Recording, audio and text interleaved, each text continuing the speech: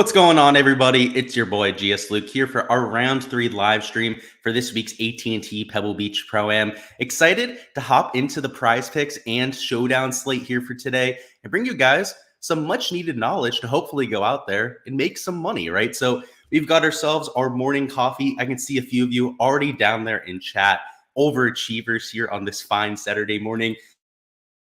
Might be a little hungover, right? Might be maybe feeling some of that Saturday after effect. But hey, whether you're one of those overachievers, whether you're just hardly getting your eyes open at this point, welcome to this stream. Love to have you guys.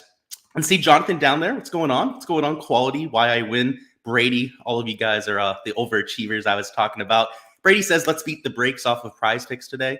Couldn't have said it better myself. What's going on, Buzzworld? Carson, Upward Gaming, the Peach. You guys are all in full attendance early. I love to see it. Let's go ahead and get this thing rocking, though. So let's take a look at the golf course. We are a little bit closer to lock than what we had for yesterday. So going to try and move it along, maybe a little bit quicker this time around, just because at least as of right now, we have about an hour and a half till lock. They're teeing off at 7:30 local time over there because the weather here in Florida, pretty nasty right now. It's like 20, 30 mile-an-hour wind gusts. It's raining sideways. Well, that's what they're going to have over there for Pebble Beach. So if you haven't seen the wind forecast already, I'll go ahead and I'll refresh it here to give you guys an idea of what we're looking at. Sunday looks pretty, okay, right? 10, 15 miles an hour winds, about 20 miles an hour wind gusts. But today they are in for a fun one. Not only do you have rain forecasted at different pockets throughout the day, on Windfinder, they don't have an early pocket. They're right around 9, 10 a.m. But on a few of the other forecasts, they do. But look at those wind gusts, 30 to 45 miles an hour of wind gusts. Now, you don't see this very often. These weathermen, sometimes they're wrong, right? Just look at yesterday for evidence of that, right? Early in the day wasn't nearly as windy as what they were calling for. But when the entire, weather industry is all calling for the same thing, then it's something you might want to look into. So if we just look at Willy Weather here, you'll see they're calling for 22 miles an hour of sustained winds as early as, let's see, like 1, 2 p.m. is really when they start to kick up. And by the time you get to 4, 5 p.m., when these guys are going to be finishing up their rounds, it's in the 22, 21 miles an hour sustained range, which, Willy Weather, they're not going to show you the wind gusts. That is enough to put up the scoring average, probably a 1.5, 2 shots right there, let alone the wind gusts, which, like I said, they're going to be gusting to 30 to 45 miles an hour out there. So it's going to be a fun one. The scoring average yesterday was severely affected by the weather. I think everyone noticed that, especially early. Those guys were absolutely ejecting. They're right around like 8 a.m. local time. Today, it's going to be even worse. You're going to see a bunch of 80s out there, guys that are looking like me and you out there with their scores. If you thought the 9 from Callum Turan on day 1 was bad, or the 10 from Ben Griffin was bad there on day 1 on hole 18 at Pebble Beach, get used to seeing a lot of that. When you have these wins, not only is it hard to hit greens, right? You're going to have a lot more around the green shots. Going out there, putting together a bogey-free round is going to be nearly impossible in these sort of conditions. At Pebble Beach specifically, all of those hazards off the tee come into play. If you miss right on any hole, you're going to end up in Stillwater Cove. You end up missing in the wrong spot in the fairway bunker. You might be laying up on some of those par 5s. It compounds, right? When you have wind, it's one thing. But when you add wind and rain together, you have a recipe for disaster, a recipe for carnage, which for us onlookers, it's going to be a lot of fun. Honestly, you're going to see some wild shit on the forecast, on the broadcast today when it comes to scoring. In terms of trying to go out there and make birdies, post low scores, these players are going to have next to no chance. The scoring average at Pebble today was over par. So as opposed to day 1, that was let's see. It was sorry, I'm on the wrong tab there. It was a 1.6 shot difference between the 2 days. Monterey was slightly less affected in day 2, played 1.25 under, actually played slightly easier in day 1. So we'll talk about that a little bit later. It's not going to play easier today. I can guarantee you that. Out of the 18 holes at Monterey, 14 of them are exposed. So yesterday, if you split it by wave too, you'll kind of get an idea here. It played easier in the afternoon because when the wind dies down at Monterey and you have receptive greens, it's an easy golf course. It's wide open. There's not many hazards to be had off the tee. You have to miss like 60, 70 yards around Monterey to end up in any sort of penalty situation. So whereas at Pebble Beach, you can miss 5, 6 paces off of a fairway from time and end up in a canyon. So I think that's why you saw during the wet, like the rainy conditions, the wet conditions, Monterey still play relatively low. When it gets windy out there, we have seen in the past that scores go up rather quickly there around that course. Very much like a Pebble Beach, but because Pebble Beach also is exposed to the wind and you get some of those misses, like I said, when you miss there, you're going to get penalty shots for it, right? At Monterey Peninsula, not so much. That's also why the rain is a little bit more of a factor at that course than it is at Monterey Peninsula. Spyglass Hill is kind of like the odd man out.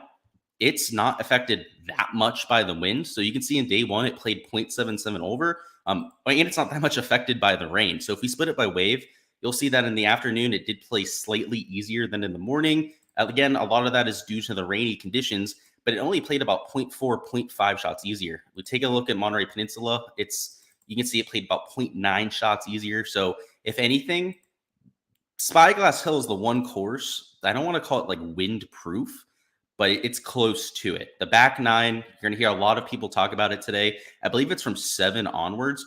All of these holes from 7 to 18 are protected by trees.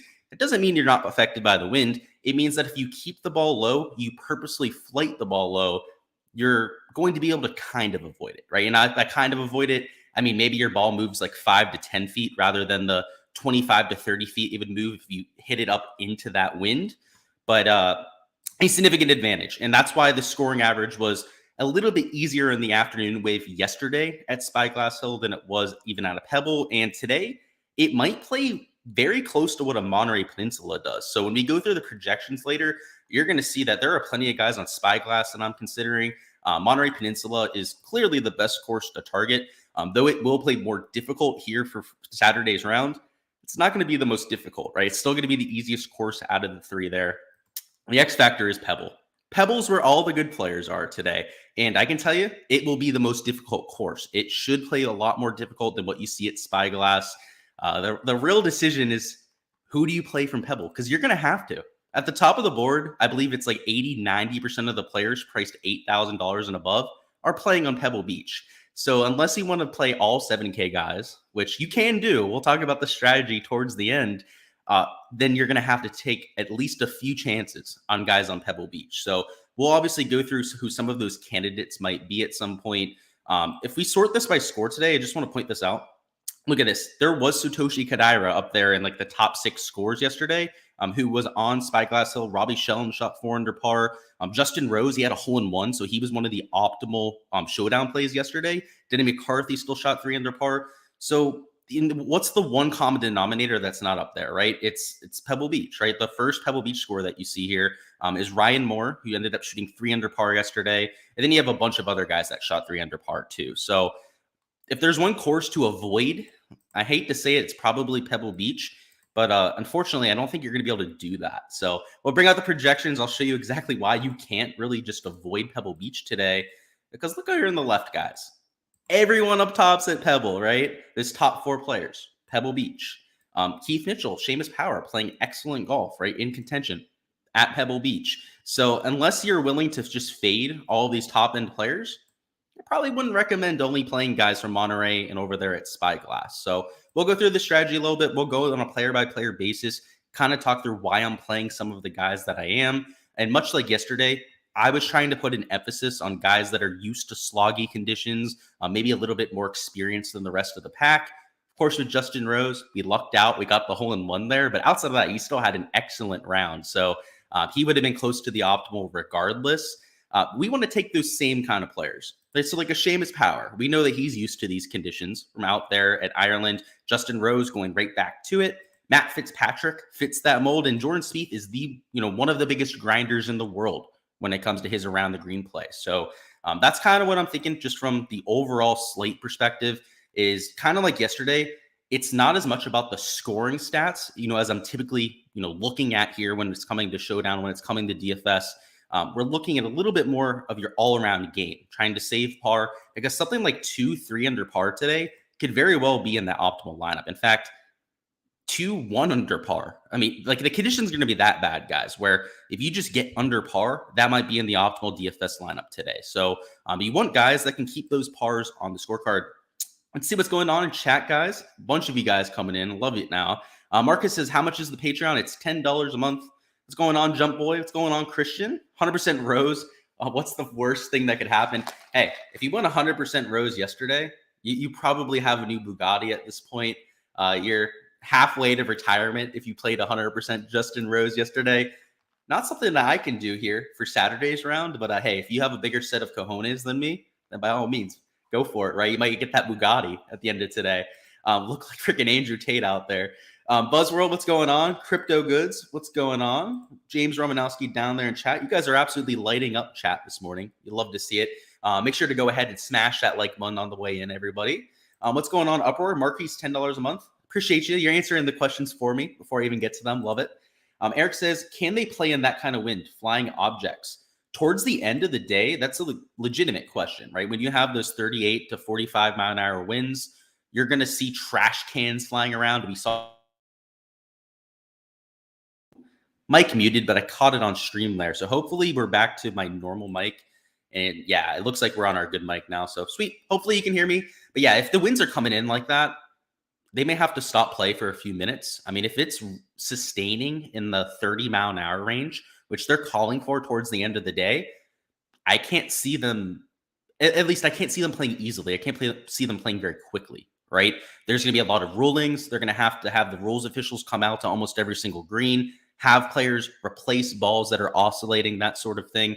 So yeah, it's a serious question, Eric, but I think they get the round done. I think that's why they started an hour early today, is so that they can account for that, right? They know that there's going to be so many more rulings, people that, especially the amateurs, that are going to need a lot more time to finish their round. So yeah, hopefully they could finish, Eric, but you're giving out false information. I would love to know what false information that is. Almighty self, Mr. Clown, Pennywise Bozo down in the chat. But please enlighten me. I'm willing to hear it, Almighty. I would love to know the false information. Alabama says, big wins coming today. Absolutely. You need birdies. I hate to say that, boss man. There's a few guys I like for over birdies. It's not going to be very easy to come by today. Uproar says, Fitzpatrick did better than you expected. Yeah, I mean, 5 birdies. It's always well within the cards to go out there and push. By the way, yesterday, if you guys tailed the prize pick stuff, every single prop hit. Only one of them, actually 2 of them pushed. If you got Hovland at 5, it pushed. If you got him at 5.5, he hit. So kind of depends on what number you got there. And then Fitzpatrick ended up pushing. So if you guys tailed that 5-6 man card, you guys profited yesterday. So yeah, we'll try to run it back. How are you feeling today? I'm doing okay. I should have a real big headache. So thank you for asking, but we're doing well. The hand's fine. It was only just a little flesh wound yesterday. We cleaned up that mess after that debacle there. But we're good to go. Appreciate you. YWin says, what is your favorite DFS play? We'll get to that. When I actually get to the play, we'll go over it. YWin, you hate CSGO. Yeah, whoever gave us that play yesterday was not clutch. Personally, I'm pretty happy I didn't get that one in. If you guys remember, I was already at my limit, so I couldn't even enter that card. But yeah, you guys, where's Richie at, right? We're not blaming you, Richie. But I don't know if you saw it, guys. That was like one of the worst beats in history, too. That guy, Crad, I was tracking it because I know a bunch of you guys entered it. He had like 24 kills map 1. He had like 23 map 2.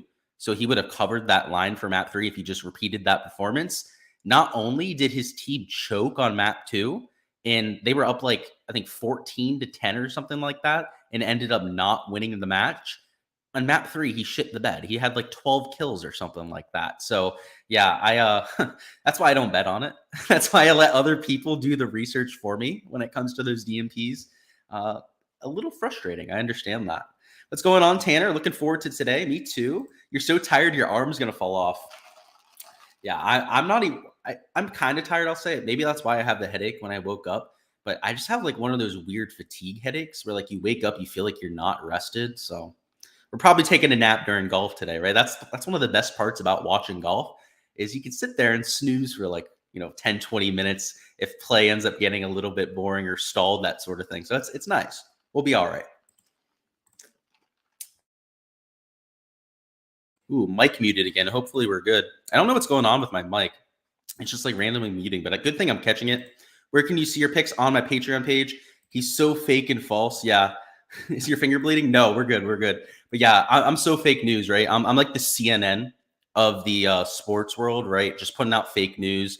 We got Donald Trump in the chat telling me that Apparently, I'm spewing false information. Hey, I asked the guy to tell me what I was saying that was wrong, and he's yet to let me know. I'm waiting for it down in chat. I'm waiting to see what the guy has to say. But apparently, he's all bark and no bite, right? So is what it is. Sean Johnson says, how do you feel about targeting just the earliest tee times? Love it. So that's what the main advantage when we actually go player by player is the guys going off early. If you can get a tee time in the first, let's say, like hour of tee times, so anything from like 10:30 Eastern to something like 11:30 Eastern time, those are the guys that you really want to be emphasizing in your player pool. So absolutely spot on there, Sean.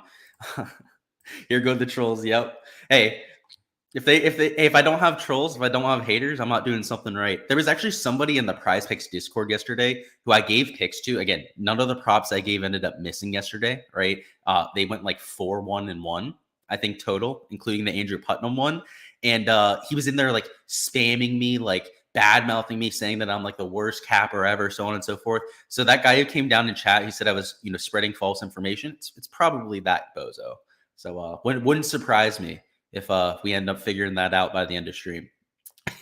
But yeah, like I said, if you don't have trolls, you're not doing something right, is what it is. Sky says, what are the plays for today? We're going over Showdown right now. So if you're trying to get the prize pick stuff, we'll be going over that in like 15, 20 minutes, I'd say. So if you got something to do, go ahead, go get that done. Come back in 10, 15 minutes and we'll get you covered. Rob says, earlier tee time at Pebble Beach or later at Mont.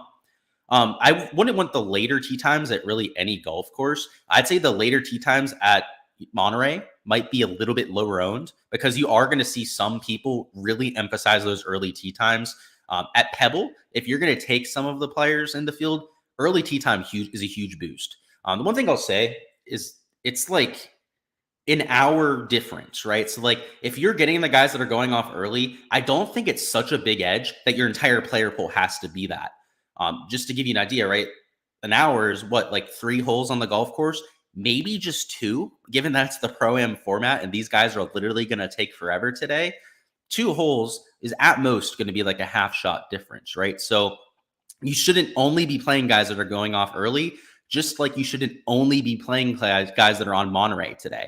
All 3 courses are going to play extremely difficult. So the whole edge thing it's difficult for today. I don't think it's the kind of slate where we can go, we're only playing the guys in the morning, or, we're only playing the guys in the afternoon, because we don't have 7 hours of tee times to work with, right? We're dealing with just a 2-hour window across 3 different courses. So I like looking at weather to try to find an edge. Just sometimes I think people look into it a little too much. Daniel says, are going to be posting any plays in the Prize Picks Ambassador Entries Discord? You're funny, Daniel.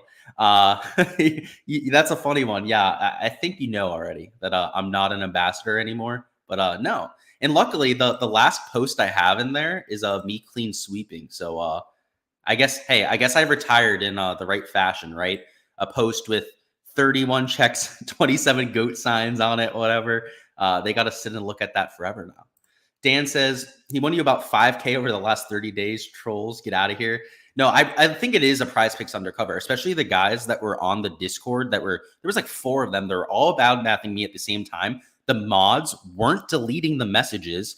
Mods that I was friends with before, by the way, that I was friendly with, that were all sitting there and letting them just like verbally harass me about things that weren't even true. They were like, Matty Fitzbirdies is chalked. He's already over 9 holes in. They were like, Seamus Power is chalked, even though I didn't take Seamus Power and shit like that. And not only that, they were like going after personal insults, so on and so forth. Honestly, like they're the most unprofessional sport, like fantasy organization that I've ever seen.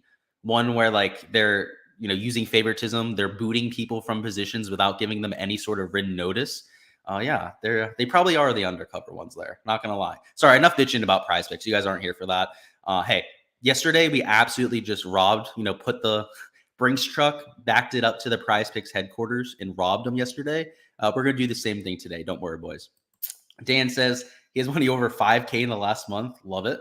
I thought it was 15K before. I guess I read that wrong. Hey, I wish it was 15K. That would have been fucking awesome. But hey, 5K is still sick. Yeah, screw the haters. Exactly. If you don't have the haters, you're not doing something right. Because hey, if you're living in the, I hate giving these rants, but when I get an idea in my head and I really like it, I'm gonna go with it. if you live your life to make other people happy or to be liked, you're never going to get anything done. Period. The end. Tough love is sometimes the hardest sort of advice to dish out, or the sort of, the hardest kind of just lifestyle to go out there and live, and, kind of be bluntly honest with people. That's how I am, right? I'm going to be a straight shooter about it.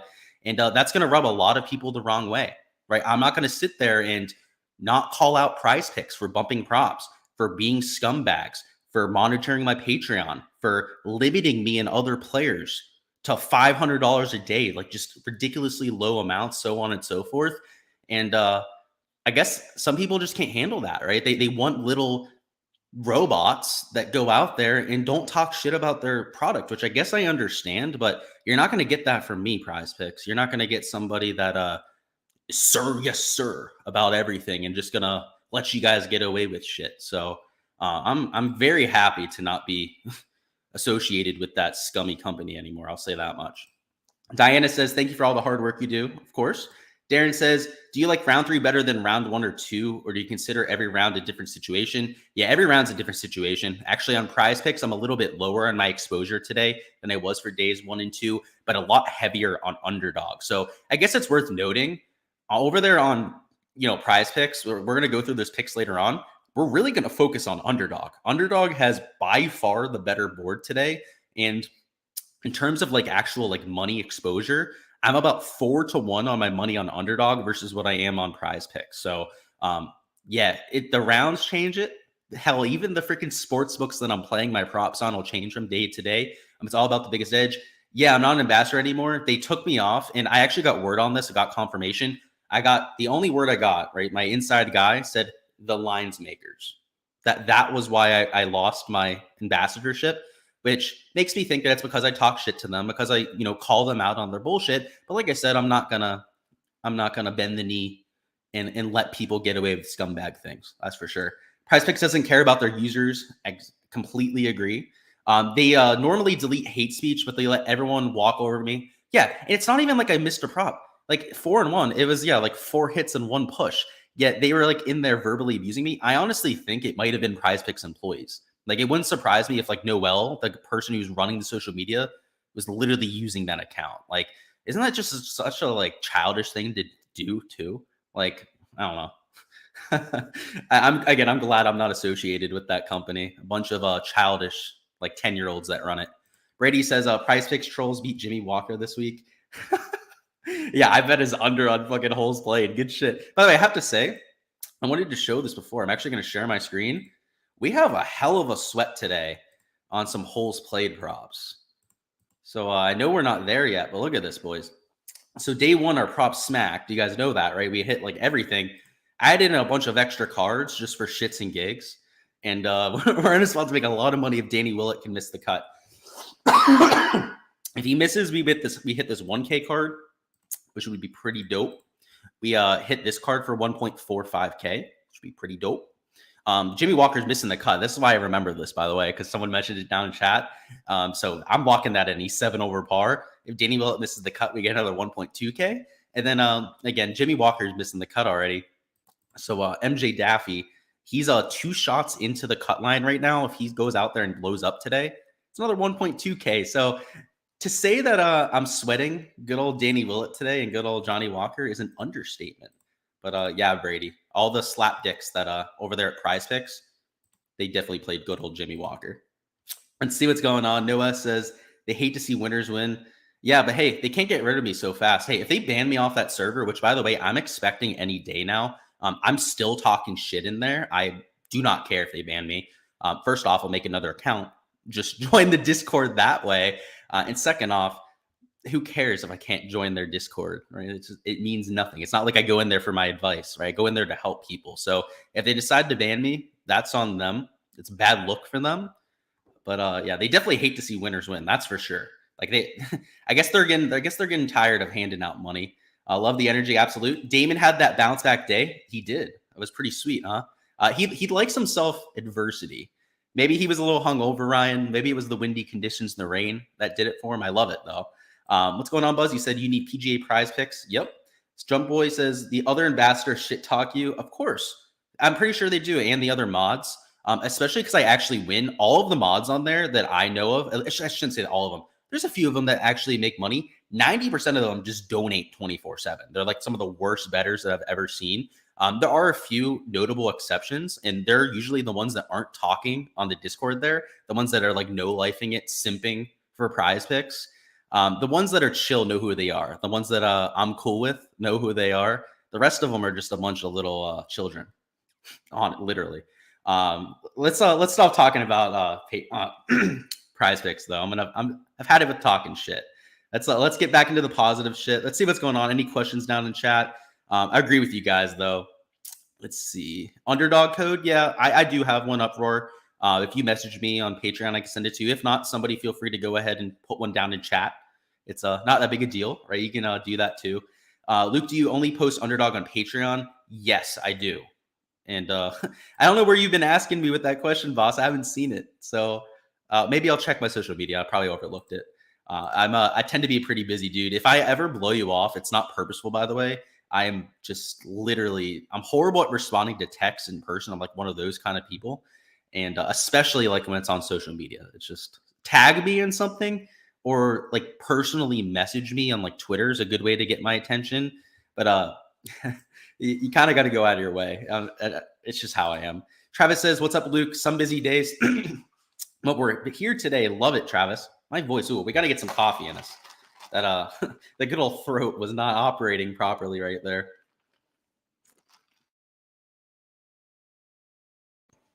All right, Mike's back. I don't 100% agree. Prize Picks gave everyone a bet back. You placed a prayer pop on the Super Bowl last year. I just don't remember the player. Dude, they refunded one time. Like that doesn't completely absolve them of their sins. I hate to say that, JG. Prize Picks does a lot less of those refunds than any other company. I still think they're scumbag as hell. Guys like FanDuel, Draftkings, they void bets all the time for guys that are getting hurt in the first quarter, particularly like if it's for a Sunday night football game. Prize Picks never does that. They just tell people to shut up, to take their loss, so on and so forth. And unless it's like a taco or something like that, like a free square, they're not going to give you your money back. So that I disagree, to be quite frank with you. Yeah, you can post it there, Marcus. That's fine. Appreciate you asking, by the way. A lot of people would have just posted it anyways. So certainly you can now that you asked, Marcus. What's your Discord? It's on the Patreon. If you join, you'll be able to join that, Buzz. Why can't I click any of my comments in chat now? Can you guys hear me at least? Hopefully you can hear me. Okay, now it's working. Maybe it was lagging. Maybe I was dealing with some internet lag there. Probably. Anyways, we're back. Let's see what's going on. Joseph says, you're getting NBA prize picks today? No, you're not. Yesterday's pick sucked. I don't even know what they went. I think they went like 3-1-2 or 3-2-1. I don't know. I stopped sweating that, Joseph, when Anthony Edwards had like one assist in like the entire first half. So yeah, probably not. Probably not today. We're going to retire after one day.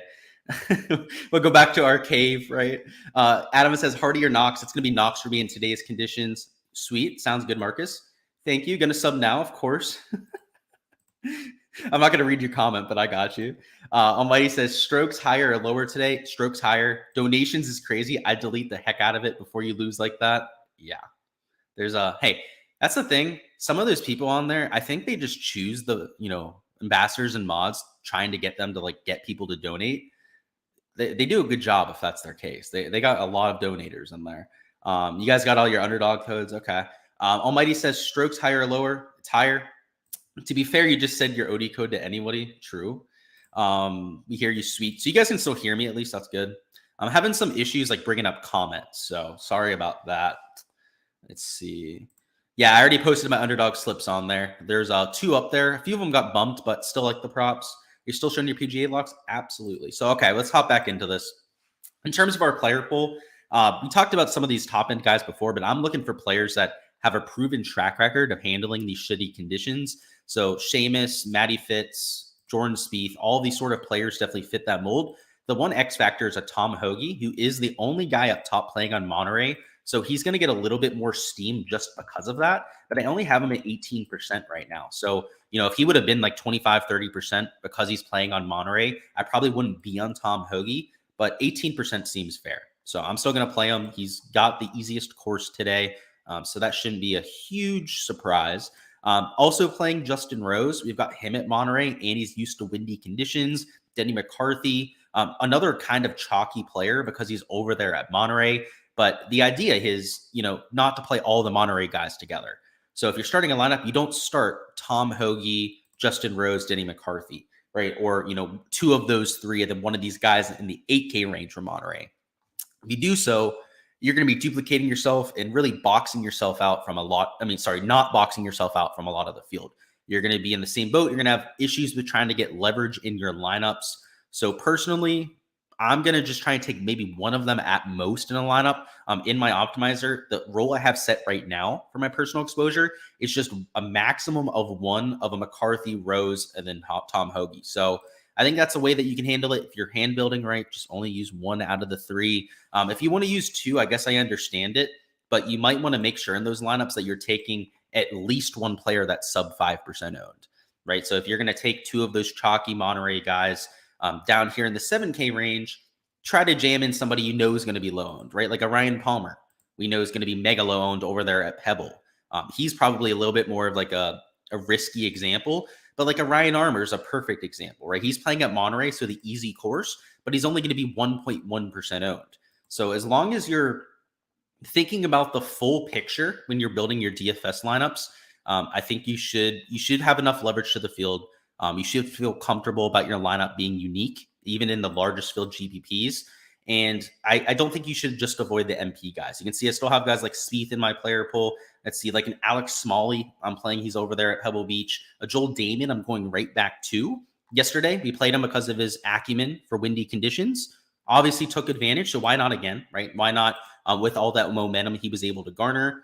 So you just got to pick your spots here. But the majority of this poll is going to be Monterey players. I'm not playing Scott Stallings. He's like 18% owned. He's at least twice as owned as everyone else around him. So a little bit more chalky than some of the Monterey guys up top.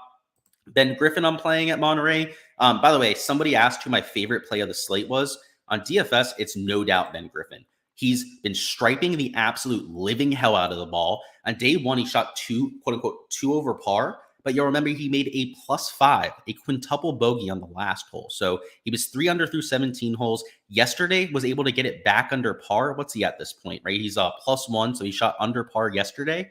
Somebody who the scorecard doesn't nearly tell the entire story about. And now we get him at low ownership on the best golf course. So undoubtedly checking every box I'm looking for. He's hitting the ball well, models well, is cheap. He's low owned, just literally my favorite play. So Ben Griffin, I personally have 40% of when it comes to Showdown today, which is 8x the field, or at least what I'm hoping is going to be 8x. It might be closer to 4x by the time I'm done steaming them up right here.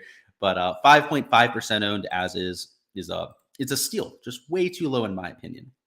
Let's see. So no birdies. There'll be a few birdies, but there's going to be a lot of bogeys mixed in. So even if somebody like a McNeely goes out there and covers his 3.5 birdie line, which is something that I am taking here for today, I could very well see him going over his strokes line as well. So it's a weird slate, almighty. Those par fives are going to be gettable. There's a few really short par fours that I could see these players going out there and making a birdie on. But there are so many difficult holes. There are so many opportunities for these guys to go out there and make doubles, triples, or even worse, that you're going to see a lot of guys going over for strokes too. Let's see. Crush says, how confident are you on your underdog slips? A lot more confident than the prize picks ones. The prize picks ones I like a lot. Like they're the normal like 55 to 60% hit rates. The underdog slip today is like 75 to 80% hit rates. They're 1.5, 2 shots lower than what you have on prize picks, where we're going to talk about prize picks a little bit later, show you guys all the picks I'm taking. I'm still fading guys at like 72.5, 73 strokes on prize picks. Those same exact players that I'm already comfortable fading on prize picks are 1.5, 2 shots lower on underdog. So yeah, I'm very confident about those underdog picks because their lines maker, I don't know if he just didn't look at the weather forecast or if he just doesn't know golf, but they post some hilarious lines over there. I'll say that. Where's your slips at? They'll be there later on. We're still talking about exactly. You guys want the slips right now. Hey, if you're new, right, there's a lot of new faces, right? I don't want to condemn them. I know it's kind of funny quality because you've been here for a while. But yeah, guys, we do DFS first, and then at the end we go over props. So just sit tight, hang around for a little bit. We'll get to props in a little bit, probably about 10 minutes. Oh, wait, I didn't mean Jump Boy. I just put you in timeout. I clicked the wrong thing. So that was completely unintentional. I don't think I can undo it. No. Okay, Jump Boy Bert, completely unintentional that I just booted you from the chat for 5 minutes. Just so that was an accident. And I'll get back to your question a little bit later when I can see it. Sorry. Tanner says, when you get to the cast section, do you think we can run that in head-to-head? Sure. Why not? Will says, when are you going to do prize picks? Later on, dude. I just said that. Luca, Luke. Hey, you can call me Luca too. Luca's my favorite basketball player. Do you usually post Underdog slips so I know when to sub to Patreon? They're already posted. They were posted last night. They're posted the day before. So they're up there right now if you want to join. Darren says, at the end of the video, so it's 15 to 20 minutes. Yep. Matt goes, LOL. Not sure at the LOLs. I think it might be at me knocking the guy out of there on accident. Whoops. Hey, at least I didn't ban him, right? At least I could have hit the ban button on accident, and that would have been a whole head case to go out there and figure out. At least he's not banned. Hit the like button. Love it. I hate asking for it myself, so I appreciate when you guys do it for me. Will Hogue go over in strokes? Is I think what you're saying there. He's playing a Monterey Peninsula, so I didn't take his over on strokes. We'll talk about Underdog a little bit later. I prefer the guys playing at Monterey. Sorry, not Monterey. Playing at Pebble Beach, just because I think it's going to be the hardest course today, or Spyglass. But I'll give you guys my exact picks a little later. All right, let's finish up these DFS plays. In this 7K range, it's a lot of pivots, right? I'm avoiding the chalk. I'm not taking Bramlett at that ownership. I'm not taking a SIG at 15%. The one piece of like borderline chalk I'm taking is a Nick Hardy, and that's because going into the week, he was about this owned anyways. Like people were getting Nick Hardy in bunches. He was one of the top modeling picks of the week. You know, all the stat heads, all the, model freaks out there were going out there and playing Nick Hardy. And now that he's only -3, which isn't horrible. I mean, that's top 25 at this point. I'm sure that he's more than okay with it. It's just not a sexy finish, right? He's not up there in the top 10, top 15. He's not at 7-8 under par like some of the other players are. So that keeps his ownership at least a moderate level. Now, I'm not saying that he's a pivot, right? He's still 16% owned, but he could be 25, 30% owned if he was up towards the top of the board. So one chalky guy in this range I'm getting to. Russell Knox, I do have to say, kind of getting some attention. He's 9.9% owned, but he was another one of those players that coming into the week was relatively chalky. People were getting to him in bunches. So again, it's all relative when it comes to the ownership game. And Russell Knox could easily be 15 to 20% owned, given his acumen in the wind and then just his track record around this golf course to begin with. Also on Monterey Peninsula. Let's see. We're fading Brandon Wu, right? He's at -8. He's playing Pebble Beach. So yeah, that if he was like 1-2% owned, it'd be a different story. But he's 9% owned there. Davis Riley, I'm taking him at Monterey. He's a 4.8% owned. He's also a lot cheaper than what he was for 4-round contests. So you're getting quite a bit of value there. Not sure what's going on with the screen. It keeps going black for like half a second there. Apologize.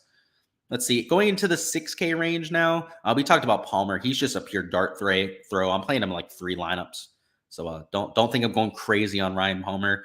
Ryan Armour, I think he's a good, consistent player down here. Callum Turan, outside of that 9 that he made on the par 5 on day 1, he would be under par, right? Is -1 otherwise for the other, I guess, 35 holes that they've had to this point.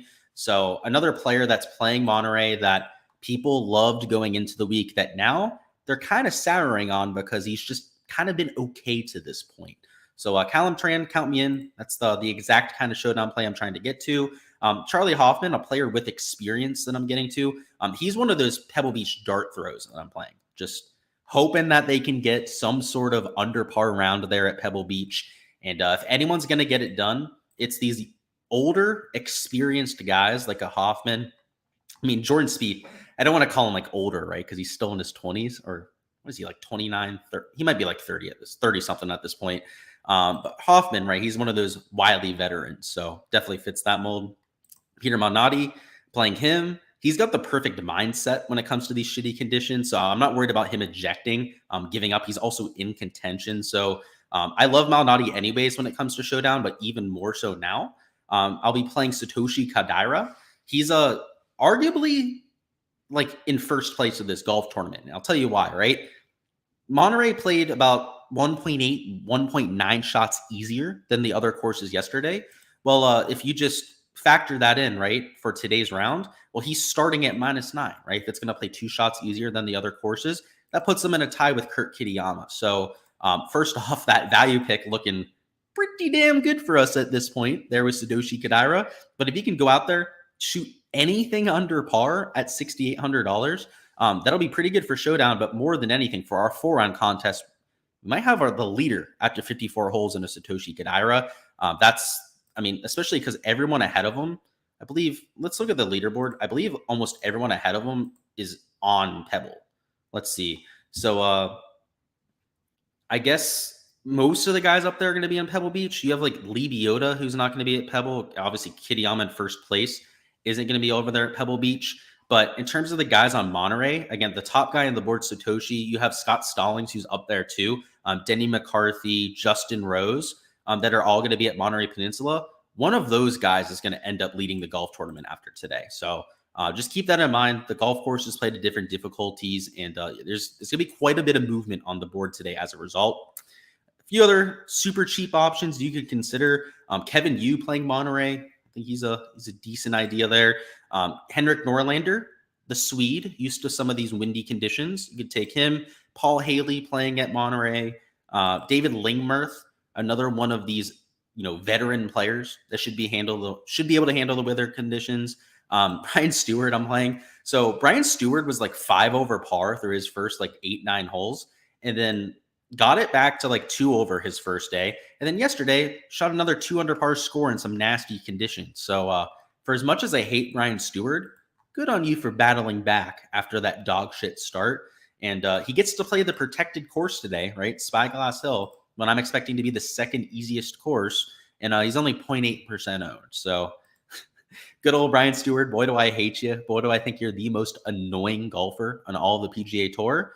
The slowest golfer you'll ever see on all the PGA Tour. So God forbid he gets into contention and you have to watch him on the broadcast. But hey, not the worst DFS play. Just don't plan on actually watching him play any golf.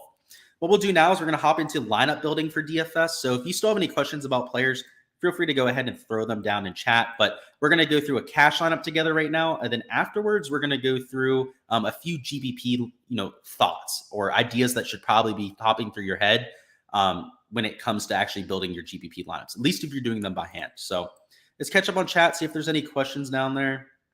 Where you at?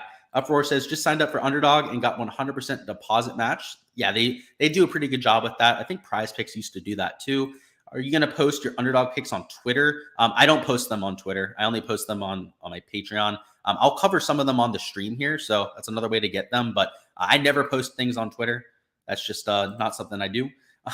Bro, so my bad. You're the one I timed out, man. Glad to see that you're back now. Was it good taking the 0.5 bumps on Prize Picks? On Prize Picks, probably not so much. I would just take the ones on Underdog. Like even after the bumps on Underdog, that board is a lot better. I can't put the Discord in chat. I cannot. That has to be on the Patreon page. 100% made it your odds better if you hit the under. Well, if you hit the under, but I don't know why you'd be betting the under on him. Kitayama playing in bad weather has more experience. He does. He played well at Honda last year. He also played well at the BMW Championship, had some pretty nasty conditions. And his win 3 years ago was at a course in the Middle East where they had like 30, 40 mile an hour winds. So yeah, there's definitely something to that, Kyle. A lot of the more experienced players in the field tend to have that ability. But even some of these young up-and-comers like a Kurt Kitayama do too. If you want to get into the Discord, you have to buy the Patreon. 100% correct. Thoughts on Hostler under matchup? Don't like that. So Hostler's a high birdie percentage player. He's probably going to make a bunch of bogeys, but Streelman's a low birdie percentage player. He's not very aggressive. So let me make sure that Streelman's not the headliner there, and I'm not talking out of my butt. Again, I don't look at matchups. I almost certainly never play them. So let's see. Where's a good old dumpy Bo? Yeah, so you are taking the Streelman side. I'd probably fade that. I mean, I wouldn't be taking Bo Hostler, I guess, to answer your question there, but I wouldn't be taking Streelman either. It's not my favorite. Sean says, any available match codes? Yeah, feel free to go ahead and toss yours down in chat. Because they expire. Yeah, I guess I'll send you a new one, man. You just got to send me a message. I put one on there last night, so it shouldn't be expired. Thomas says, Underdog code. Okay. Luke the GOAT. What's going on, Chris? Down there in chat. Love to see you down there. What are the prize picks for Ted Potter Jr.? That'd be funny if they had him in the field for a little matchup bet. Put like Jason Duffner versus Ted Potter Jr., the matchup of the century out there. Will says, what is a birdie or better matchup? Okay, so yeah, if you're new to them, I personally hate them. Do you guys see what just happened on the board? They just bumped all this shit again, didn't they? Oh no, that was from last night, I think. There's no chance that they bumped them again, right? No, they didn't. Okay, they're still there. All right. Yeah, we'll talk about these picks here in a little bit. These are the ones that I took last night, which aren't necessarily going to be the same ones that were taken this morning. So we'll get to those. Don't be jamming in those picks thinking that those are the ones we're taking, by the way. Actually, I'll take them off the screen, not to confuse anybody there, because I don't want you guys entering the wrong card. Much appreciated, of course. Casey says, I know we got value last night. What play still stands at original lines that you are running? That's what we're going to do now. Josh Allen over 5 birdies. It'd be pretty nice if they had the AM stuff up, huh? If they had like Bill Murray, like over 6 birdies or something like that. That'd be pretty fun. Sweet. So yeah, let's go through this, boys. So this prize picks board is actually, we have to go through the DFS lineups to begin. So we're going to do that first. Okay. So if you have any questions on DFS, feel free to go ahead and throw them down in chat. This is your time to get those answered. Then we're going to get into all of the prop stuff. So in terms of a cash lineup for round 3 showdown, you pretty much, I would recommend taking the Monterey guys, right? Like, I don't think it should be that hard of a process, right? Like, it's the easiest course. It's like 2 shots easier than the other 2. So you should probably stick to it when it comes to the cash perspective. So I think like a Justin Rose, perfect kind of player you could take there. You could take a Seamus Power too. Because you're not taking a 10K guy, you can make this sort of lineup work, right? You don't have to go down into that 6K range to do so. So at $7,300, let's see. Let's find another cheapie down here that's playing at Monterey. You can go with Callum Turan. I know we talked about him. You go up here, let's see. Yeah, let's go with Turan. He fits the lineup rather nicely, especially when it comes to the salary component. Let's see, in the middle of the 7K range, you've got Russell Knox. I think it's like a perfect cash play for today.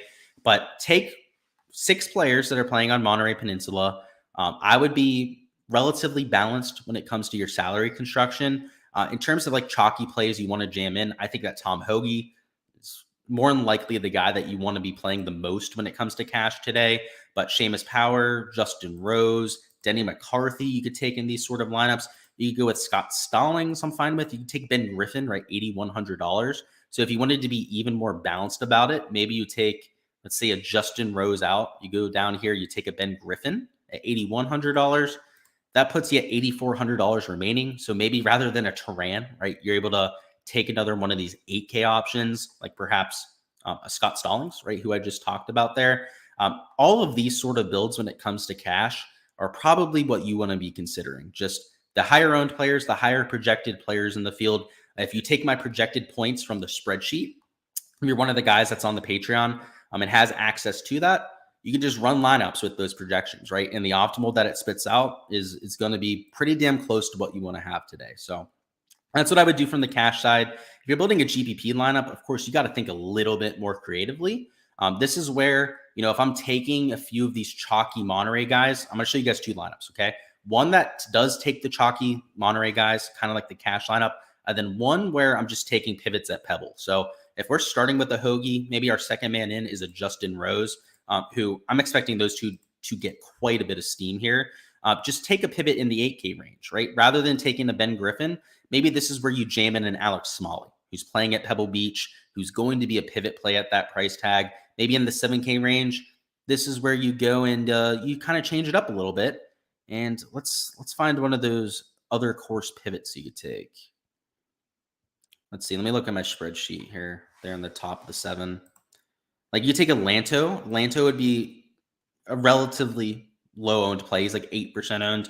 Let's actually take Taylor Moore in this lineup. So the Taylor Moore is lower owned than Lanto Griffin. A lot of that is just because of the leaderboard position and their ownership going into the week, but he's 5% owned, right? So we started with 3 out of our 4 players playing at Monterey. 2 of them are relatively chalky, but I'd be more than fine with this in the Large Field GPP because of an Alex Smalley, because of a Taylor Moore. And if you add one more pivot to it, then you're really home free. So that even if you added a Ben Griffin, who, like I said, he's not going to be super chalky on this slate, you can play pretty much whoever the heck you want to down at $7 grand. And you're going to be unique in the Large Field GPP. You're going to have the leverage that you need for 4 out of your 5 spots. So like I said, you don't need to avoid a Tom Hoagie, a Justin Rose, because they are getting the extra ownership. Just account for it with your entire lineup, right? Look at the full picture when you're putting together that build. In terms of going for just a pivot up top, right? Like, it simplifies things. Like if you just took a Jordan Spieth, like you don't really have to think about ownership ever again, right? You can take a Jordan Spieth. Your second man in could be Denny McCarthy if you want to. You can take a Ben Griffin in that lineup. I'm perfectly fine with it. And then for your last 4 spots, you can be as chalky as you want to, right? You want to take a Nick Hardy that you know is going to be like 16% owned? Fine. I have no issues with going out there and doing so. You want to go out there, let's see, this top of the 7K range, guys, I'm not going to lie, it's one of the weaker ranges on the entire slate. So I guess let's put Lipsky in there. Lipsky's another guy playing at Monterey that you could take at $8,200 and round out your lineup with somebody at $6,900. So you have 6 players that you could jam into this lineup that are going to be playing at Monterey. But just because you took Jordan Spieth up top and you're hoping that he can go out there and shoot like 1-2 under par, you can essentially play whoever you want and get not a ton of leverage to the field because Jordan Spieth is still 24% owned. But a lot of people aren't going to take that 10K option Jordan Spieth. There's going to be a solid amount of the field that go, you know what? If they're not playing at Monterey Peninsula, I'm not playing them at all, right? So by taking somebody off of that golf course, maybe ownership-wise, total ownership-wise, you're not like, it doesn't look like you're getting a pivot, but you are because you're pivoting off of all those other people that have 0%. That, you know, even if you take the chalk with the rest of your lineup, then as long as that one piece of chalk doesn't hit like a Tom Hoagie, then you're in the mayor's office. You're looking at winning a lot of money. So that's what I'm thinking for these large field GPPs. But that is all I've got for the DFS side. Props wise now over here on Prize Picks, we have a lot to talk about here. Let me get a sip of my water. My throat's killing me, making it hard to speak. I'm like sitting here trying not to choke, which maybe I'm getting sick. Maybe that's not a good thing, but we'll survive. That's for damn sure. You see what's going on down in chat. And Ted Potter guy is your uncle. That makes so much more sense. I love him, by the way. Where did he go? My Ted Potter Jr. man down in chat. He was like one of the OGs here too. I think he was like one of my first subscribers on the channel. He would like always comment on my videos. He was like one of like the first people that like I'd consider a fan of my channel. And he like disappeared one day. He just like never came back. So hopefully he's doing okay out there. I know he loves Ted Potter Jr. That's for sure. How much is the Patreon? It's $10 a month. That's for the golf stuff. So they get to Prize Picks, DFS stuff all together. I just separate it by the sport. Kyle says, do you have a referral code?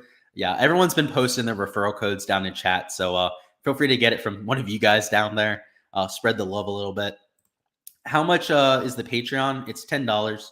And I post Underdog, Prize Picks on there, and my DFS sheets. So the projections that you saw on there, like where it has the projected ownership, the research, I'll just show it to you, right? So you get, and I'll show you the write-up too, honestly. I'm not going to show you the picks, but I'll show you what they look like. So on there, I post all these spreadsheets. So I do them for Showdown every single day. So if you're playing the single round slate, you have a research sheet to go off of. So, you know, what you saw on here, you get direct access to. I do those for the 4-round slate. So for the entire golf tournament too. And then let me show you the Patreon side too. I'll do that. Let me bring up my Patreon. That would help. We'll bring up the day 2 write-up. So I'm not going to show you the write-up for today, all right? Because you have to pay for that, to be fair. But I'll show you the round 2 write-up. All right, here we go. Share our screen. All right. And then this is how I post my props on Patreon. So I post them, weather report, give thoughts on the weather, give the averages for the day before so you have an idea of some of the analytics that are going into the picks that I'm making. So you have a little bit of perspective yourself. And then we go over the props, right? So I'll post a slip. I play way more than one slip per slate. So this is not the only exposure that I have, right? But I'll give thought process on all of them. Sometimes, most of the time, the thought process is individually, but because they were all strokes props, because it was all really the same kind of idea there, I didn't feel a need to separate them. But you'll get an idea of my exposure. Yesterday, we had a Cam Young prop from Euro mixed in so that we could get rid of the multiplier, right? Because if you had 4 overs for strokes, the payout would go way down. So not only did I give the extra prop on there, but I gave the reasons why and whatnot. And this card specifically cashed out for 4 out of 5. So we doubled up there. But obviously the 4-leg powers that we hit with 4 out of the 5 were the ones that really carried us. So yeah, pretty solid day overall. But that's what you get on the Patreon. Wanted to show you guys that. And yeah, so if you're playing Prize Picks and playing DFS, I think it's by far the best value you could probably find out there. And even if you're just playing one or the other, so if you're just like a prop bettor or you're a fantasy guy, there's more than enough value there for you. I can promise you that much. I've put a lot of time into this stuff. Let's see what's going on though. Uproar says, if you choose more than one person, oh, you're talking about the matchup. Sweet. Yeah, thank you for helping him out there, Uproar. You're one of the more helpful guys down in chat. I appreciate you. Sweet. That sounds great. You love Taylor Moore. I love it. They just keep bumping Prize Picks. You haven't even placed the bets yet. Did they really bump those ones that I had up there? I told you guys not to place the bet. Oh my God. So you guys went on here and you guys placed that bet that I posted. Did they bump the birdies too? Okay, they didn't bump the birdies yet. Okay, we'll be able to talk about this. Guys, stop betting these. Bet them on Underdog, okay? This is what I was trying to tell you not to bet it for. On Underdog, Kuchar is at 71.5 strokes. Why did you guys bet him at 73.5? That's a 2-stroke difference. And now it's a 2.5-stroke difference between the two sites. Like, come on, guys. Like, it's funny that they're bumping them, but don't bet that. Like, just wait on me. Wait the 2 minutes for me to get along to it. Come on, guys. Appreciate that, J-Full. Prize dicks with the patented change. Yep, that's how they do it. Pocket picks. I love the jabs, guys. Can't really be mad at Prize Picks. Yeah, we're gonna talk about Underdog. At least Prize Picks lines makers are watching the stream. They're completely bitch made. Is what it is. He ignores all the internet guys and does his own thing now, but pointed me to your stream. Hey, I get that. I completely understand that, by the way. He's a sharp guy, so I think he's more than fine on his own. I don't think he needs my help. He's one. I've seen him win plenty out there, so he's got it himself. Uproar says Prize Picks watching his every move, pretty much. Did you do Prize Picks? We're doing it right now, actually. So perfect timing on your end, DTP. Tim says you're over Prize Picks. It was a good run. Downloading Underdog. Hey, I support that. Fuck Prize Picks. There's scumbags over there. If you want to play an Underdog, feel free. Thoughts on McNeely as a pivot? I'm cool with it. He's playing Pebble, so kind of like a Jordan Spieth. I personally prefer Jordan Spieth over McNeely as that pivot play, but McNeely is even lower owned. So if you're looking for like somebody that's just going to be single digit or at least close to single digit owned, he's your guy, Adam. So I don't know. I kind of feel bad about that, right? Because I'm taking some of his props on Prize Picks. I like his over for birdies, actually. Maybe I should be taking him as a pivot. You might be onto something there. Darren says, would you prefer Matt Fitzpatrick or Seamus Power? It's a good question. Or should you stick to the 2 highest owned player and then some lower priced guys? Yeah, so like Matty Fitz, Seamus Power, you can take in that lineup. I would take Seamus in cash just because Seamus is playing Monterey and then Matty Fitz is playing Pebble, right? So Pebble's going to play the most difficult today, at least in my opinion. So I would take Seamus. Seamus, maybe one of those cheaper 9K options, so you don't have to be as aggressive down low. That's what I would prefer. Just the strokes. Come on, guys, idiots. I have no idea what you're saying that too. Yeah, you're saying that about the guys that were taking those props down in chat. Dude, that's what they do, Anthony. You're going to have guys that come in here that see props on the board, enter the slips that were on the board and left. Like, that's why I took them off there as fast as I could because I knew people were going to go out there and do that. And unfortunately, I was right. Like, you guys got to chill with that. By the way, guys, those props that were up, they were literally there from last night. I didn't even click them in, right? Because I was on my entries tab when we got into the stream. You guys are something else with betting those. I hope they hit. Like, I have those props. I just have much better numbers. I hope they hit. But you guys are wild for jamming in those cards that fast. Yeah, you got the code down there, Almighty Self. Almighty Self is really self-promoted in that Underdog code. He's got to be at like $100 of promo at this point.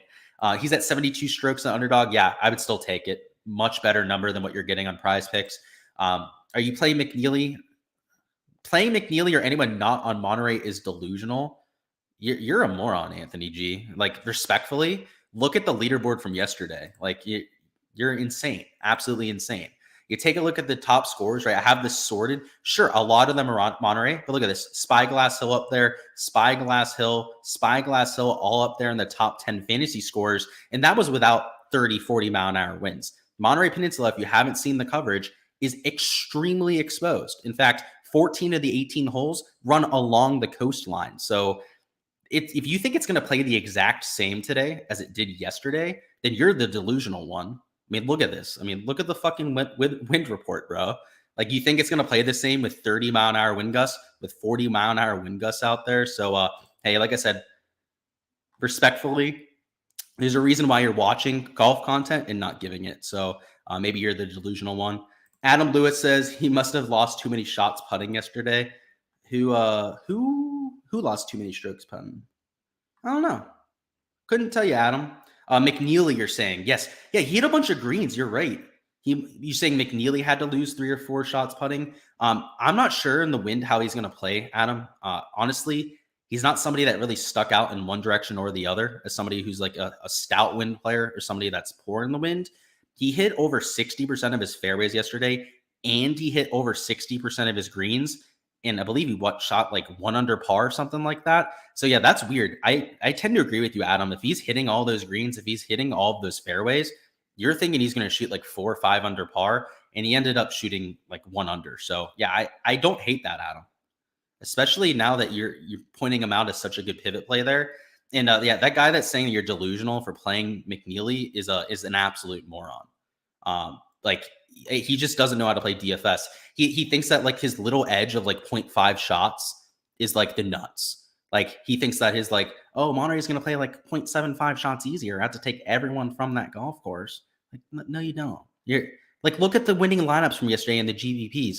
Most of them had Justin Rose in them, who had a hole-in-one, who scored a shit ton of fantasy points yesterday. Was he at Monterey Peninsula, jackass? No, he wasn't. So zip it, okay? Should Patreon members fade the bumps?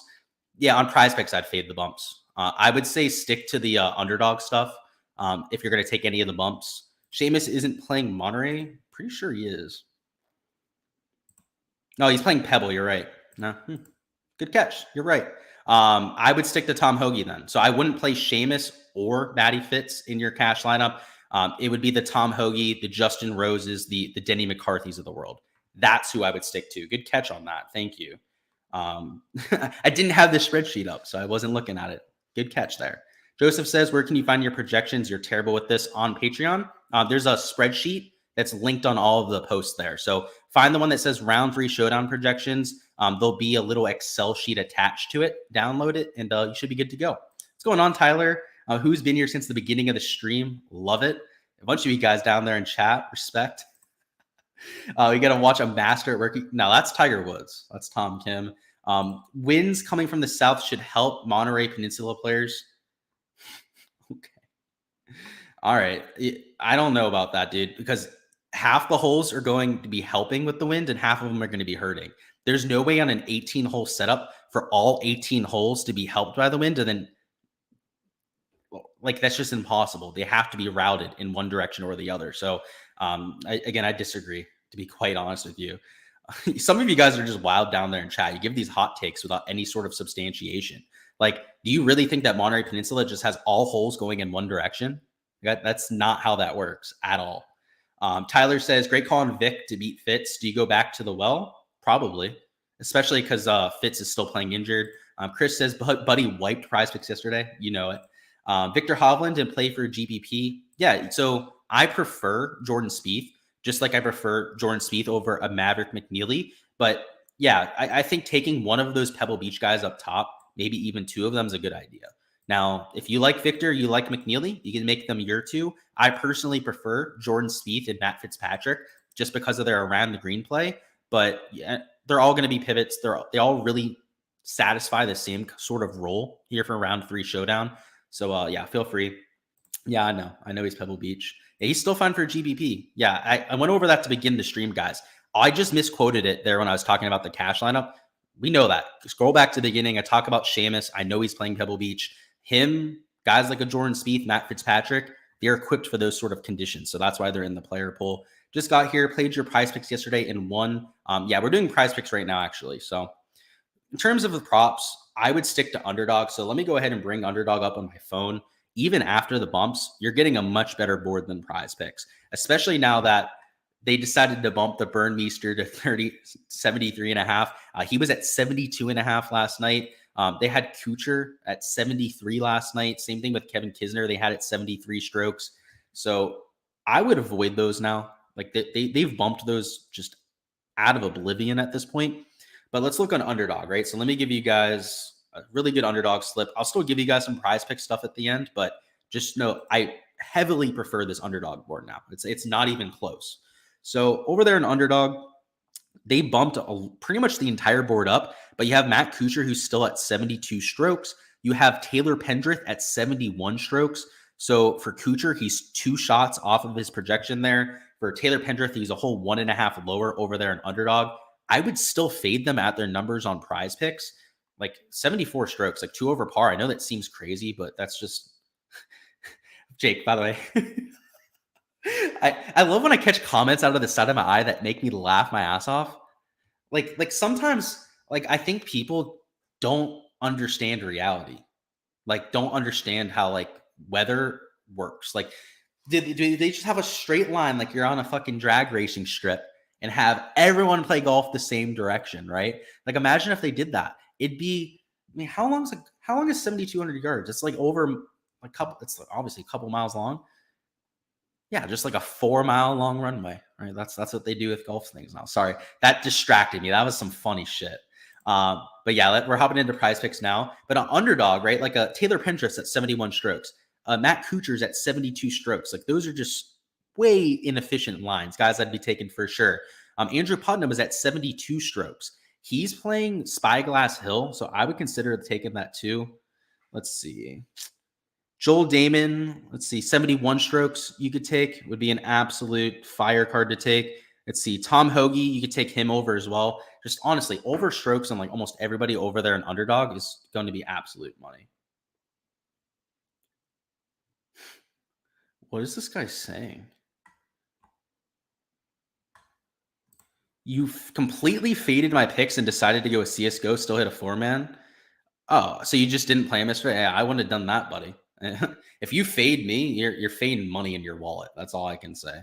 Especially over the last 3 months. If you're fading my picks, I don't think you're doing very well. Let's just say that. So in terms of prize picks, again, Underdog, those strokes plays are just ridiculous. Let me look at the bogey board. The bogey board over there, they're taking some off. It looks like currently at McNeely, you could take 2 in terms of strokes. All right, let's do that. So here are the 5 picks for Underdog I have. So they took a lot of the bogey props off, or they bumped them out of oblivion. On Underdog, it's Pendrith over 71. It's Damon over 71 strokes. It's Andrew Putnam over 72 strokes. It's McNeely over 71 and Kuchar over 72. All 5 of those players, except I should say 4 out of the 5, are playing at Pebble Beach today. Andrew Putnam is playing at Spyglass. And all of them are projected for 1 under par or even par today, where the scoring average could very well be 3-4 shots over par. So I like the Pebble fades the most. So that would be everyone there but an Andrew Putnam. So Pendrith, Damon, McNeely, and Kuchar are probably my top 4 fades. So if you just wanted to go with a 4-man card as opposed to a 5-man card over there in Underdog. But if you insure the 5-man card, that's probably the way to go about it, right? Keep the Andrew Putnam one in there. It's 10x for all 5, right? It's 2.5x if you end up getting 4 out of 5 correct.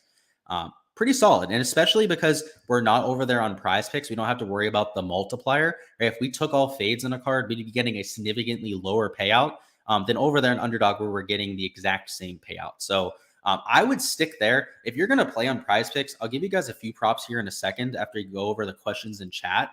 But like, I don't see a reason to force in bets on prize picks when the Underdog board is just so dog shit. Like their lines makers have no idea what they're talking about. Does that change Matty Fitz or Seamus Power for cash play? Yeah, so I was never using Matty Fitz really over there in cash. Seamus, that was a misnomer, right? I definitely forgot that he was playing over there at Pebble for a second. But yeah, so instead of a Seamus Power, it'd be Hoagie and then either a Rose or a Denny McCarthy. So you want to stick to the guys on Monterey when it comes to your cash lineup. So the only real change, Matty Fitz was never in that lineup, but yeah, Seamus Power gets out of there for sure. Yeah, the value on Underdog is crazy compared to Prize Picks. Yep, that's for sure. Especially today, like sometimes they're pretty similar. Today, it's significantly off. And Chris, yeah, we got to get you on the train today, buddy. We got to get you tailing, not feeding them. CSGO is pretty awesome, though. I know CSGO hits for those guys that are really grinding on that. The only thing I have about CSGO that it really irks me, kind of rubs me the wrong way, is my brother used to play professional CSGO 10 some years ago. He wasn't on main. He was over there. It was I can't even think of it was the premier tier of CSGO when it comes to professional. So yeah, I guess he was one below the actual main tier, but they were throwing matches all the time. When they would go out there, they'd be able to like throw different matches. I heard horror stories of guys that would be like minus 1,000 favorites, that sort of thing. Just put all their skins on the other team and then go out there and throw. So I don't know. That's why I don't bet that much on CSGO, man. It feels like it's the most easily riggable sport, the one that you could manipulate the easiest, especially if you're a sports book. Because imagine like those players were throwing and betting on the other team, which now that's more regulated. You can't really bet on yourself anymore because all those sites are like state run. You have to have your identity checked, all that sort of fun stuff. But sportsbook could just pay off the players. I mean, they don't have to necessarily bet on themselves. They can get it elsewhere. So yeah, I worry about that a little bit. Maybe it's the detective in me that doesn't like it. But yeah, I get a little worried about it. Spieth under strokes or over birdies. So I wouldn't take his over birdies. He's at 4 birdies. Getting to 5 is going to be tough. It's not impossible. I'll definitely tell you that much. But the average birdies for yesterday was right around 3.5. So somebody like a Jordan Spieth, who's better than average player, right? You're going to project him for probably closer to like 4.1. But then we have to consider that today's conditions are significantly more difficult than yesterday. So for me, I'm projecting him for actually just slightly under 4 birdies, like 3.9, something in that range, right? So it's not drastically off. But if he was at 3.5, yeah, I'd be taking his over for sure. That would be enough of an edge to go out there and try and take care of. But now that he's at 4, if anything, it actually sways in the other direction, where I'd be considering his under over his over. In terms of strokes, he's at 70.5. I don't think it's the worst bet to take his strokes prop, but the overs, the fades, they're going to be a much higher hit percentage today than what we had over the last few weeks. So I'd stick to those. And just to give you an idea, guys, like Taylor Pendrith, I'd still be okay with fading that. Like Keith Mitchell at 72, I'd be okay with fading it. Let's see, like a McNeely, right? All these sort of players. But once again, why would we take them over here on Prize Picks when over there in Underdog, Pendrith is at 71? I don't know if Mitchell's on the board, but I know McNeely's at 71. Joel Damon's also way lower over there in Underdog. So like, I want to just delete them off of here because why would we bet them, right? Why would we force ourselves to first off play on a scumbag site like Prize Picks? And then also when they're giving us trash lines to add on top of that. So yeah, to answer your Spieth question, I know I went on a little tangent there. I would probably fade those 2 props personally. But yeah, I don't think you're doing anything crazy if you decided to. Breakfast says, you feel like there might be some unders now that they bump strokes. There might be, but I'm not willing to bet an under on like Matt Kuchar at 74. Like the scoring average today, at least for Pebble, I'm expecting it to be like 2 over par. I mean, at least. I mean, today, should say yesterday at this point. Excuse me, guys. You can't tell my throat. I don't even know what's in my throat. It might be some gas at this point that's screwing me up right now. Here we go. So Pebble in the morning played 1.66 over, and that wasn't with like 30, 40 mile an hour winds. That was just with the rain. If they get the rain today and those winds, it might play like 2-3 shots over par. So it's kind of hard to get a gauge on it. So I'd be a little hesitant to take their unders. Maybe a Matt Kuchar, right? Because you get a push there at 2 over par. might be like the one guy be like, okay, I guess I understand why you take the under there. But any of these guys at like 72 strokes, I can't do it. They weren't bumped, obviously, right? I know you're talking about guys like Burmeister probably that got bumped up an entire stroke, but he's going off late. Like I don't think I can do it. Like even one over par feels pretty hard to obtain for some of these guys out here. Let's see what we've got though. Are there two props on prize picks you'd take? Yeah, there are actually. So worth noting, and I completely forgot about the birdie or better board. I'd still take these two for over. So these are two props that I put over there on Patreon that weren't bumped at this point. It's a Seamus and a Maverick McNeely. Both of them are at Pebble. Both of them have something going for him. So I'll go over both of them. Power, great player in the wind. He's used to windy conditions. He's from Ireland. Yesterday shot the round of the day, 7 under par at Spyglass Hill. Love the momentum. Like the fact that he's an aggressive player, and like the fact that he is used to the conditions, or at least in theory should be used to the conditions. So yeah, still like Seamus Power over, and like the McNeely over. McNeely grew up in the area, actually played, per his words, about 1,000 rounds around Pebble Beach before. He's rich, so he can afford it. I can tell you that much. His dad's a billionaire, if you guys don't know, for Maverick McNeely. So likes the golf course, has played here a bunch, has played well around Pebble Beach in the past. The ball striking was excellent yesterday. So I know somebody down in chat was like, oh, he must have lost 3 or 4 strokes putting. I agree, because he was hitting almost every green in every fairway. If he does that again, the putter is not going to stay cold for very often, particularly at a course that he's extremely familiar with and grew up on. Love the 3.5 birdie mark. So I wouldn't be jamming in guys at 3.5 birdies. So it's not like just because I'm taking these two that I take the over on really anybody else. These two are just kind of like special circumstances. If I was going to add anybody and try to get a third one here, it would be Matt Fitzpatrick. What is it? You only get a 4x payout for doing so. So I probably wouldn't jam it in. If you're going to play anything on prize picks, take these two overs. It's Seamus Power. It's Maverick McNeely. The numbers over here on prize picks for birdies are a lot more favorable than the ones you're going to get over there in Underdog. So if you're going to take anything at this point, especially after some of the bumps that we've had, I think it's these two players. If you take a look at birdie or better matchups, there actually is one I like, which is not always going to be the case. I typically don't like matchups. But once again, if you add it, you only get a 4x payout. So it's kind of a bummer. It's kind of annoying there. Honestly, it's probably not even worth adding at that point. But a Kurt Kitayama against a Scott Piercy, you have a player in Kurt Kitayama who's extremely skilled in the wind, has a great track record in shitty conditions, versus Scott Piercy, who's not only not in the best form this week, but just in terms of talent gap, isn't as good as a player as a Kurt Kitayama, and doesn't have the same kind of track record in windy conditions. So those are 3 props I'm taking. I know you only asked for 2, but hey, sometimes it's nice to give you something extra there. If you wanted to try and make this like a full payout card, I don't know, like go and add your favorite NFL prop, right? So maybe you add a Patrick Mahomes to this sort of thing here. You get the full 10x payout and enter a card. How about that? We do that on stream here. A maximum of $10 can be placed on this promotion. Dude, they limited me on my free squares now. Do you guys see that? My maximum is $10 on Mahomes now. And it's saying that my maximum winnings on a certain golfer is over under $1,000. So now Prize Picks is going to try and limit the shit out of me for my props. The thing is, this doesn't even win $1,000. Oh, okay. I see how it is, Prize Picks. Don't care. We'll figure it out regardless. They've limited me even more, it seems. Let's see if I can even enter this card. Let's see if it's it's interesting.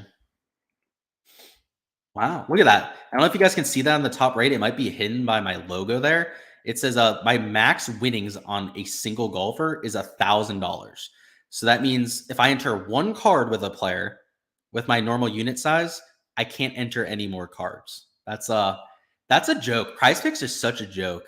You lines makers, your app, just know that the more you do this, it's not going to like dissuade me. I'm still going to give out Prize Picks props. I'm still going to put out stuff that you guys can go out there and smack them on.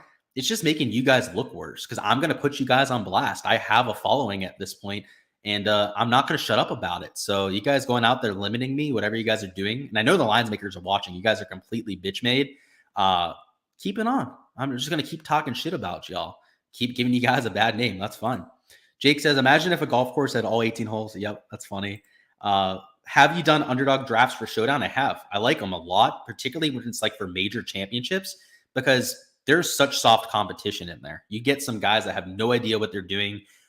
Just off the top of my head, when they did the one for, I think it was the PGA Championship last year, you had guys taking like 5th, 6th round golfers in round 2. So definitely a huge edge there. Darren says the wind is 100% not going to help every hole.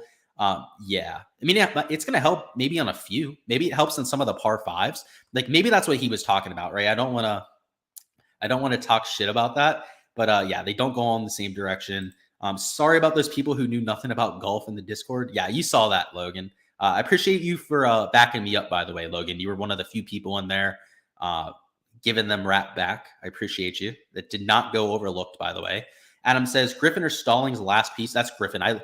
Both are good plays, though. So if you have the salary, maybe take Stallings. But if the salary that you're going, if you go down to Griffin, if that salary buys you somebody else that you like in another spot, then go to Griffin. If you have the salary, you don't have anybody that you want to spend up for, then take Scott Stallings. Both great plays, though. Same direction. They shuttle back to the clubhouse. I'm not so sure about that, to be frank with you. I'll look it up for you. I'm not 100% certain that I'm right here, so I don't want to shit on you without looking at it. But I'm 99% sure, man, that that's not the case. We'll bring it up right now. I'll be able to show it to you. If it is, then my apologies, but I'm almost positive it's not. All right. Yeah, it's not. I can already tell you right now. So yeah, whoever said that down in chat, let's not spread the fake news like CNN out here. Come on, that's just doesn't need to happen. Let's zoom out on the golf course, guys. They don't even go generally the same direction at all. One hole goes this way, the next goes this way, the next goes this way, the next goes this way, goes to the right, then it comes back to the left. Like it's not in the same direction whatsoever. So like I said, I wanted to look it up at least to give you the true answer there, but yeah, I don't know, man. I think you're looking at the wrong golf course if you think that's the thing.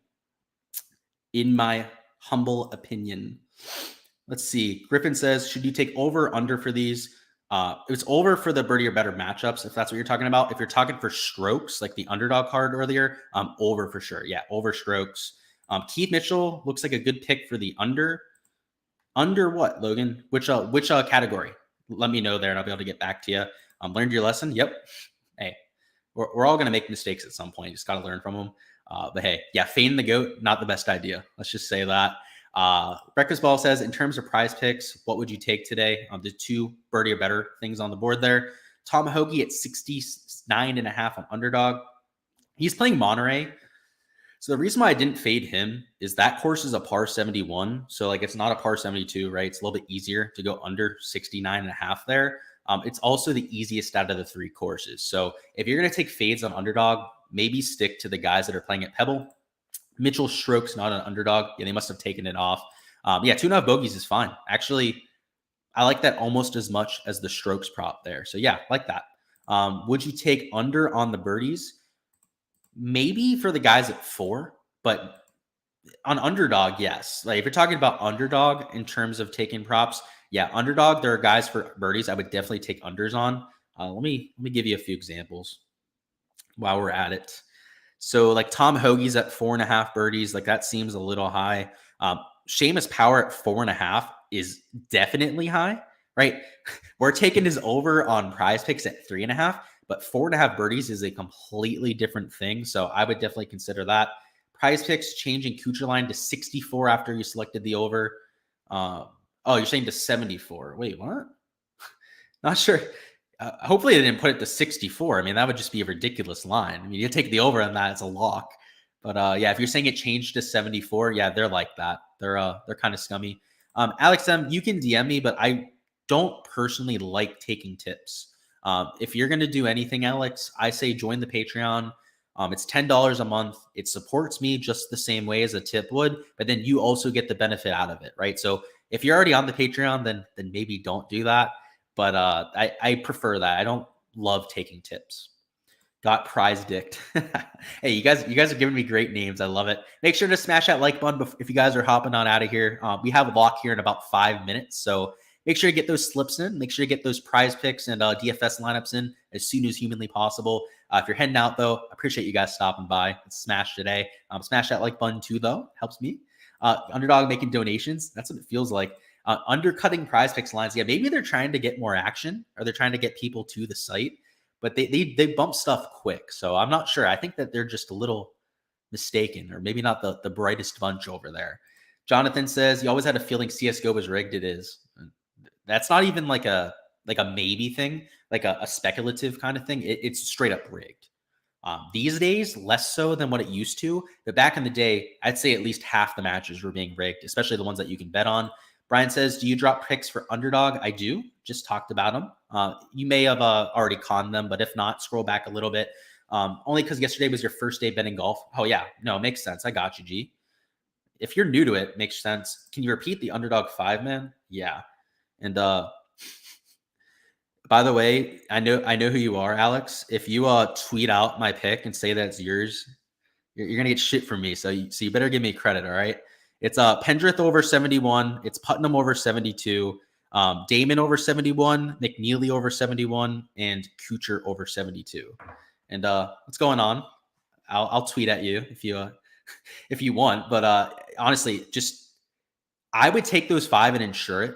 I potentially would mix and match with some of the bogey props.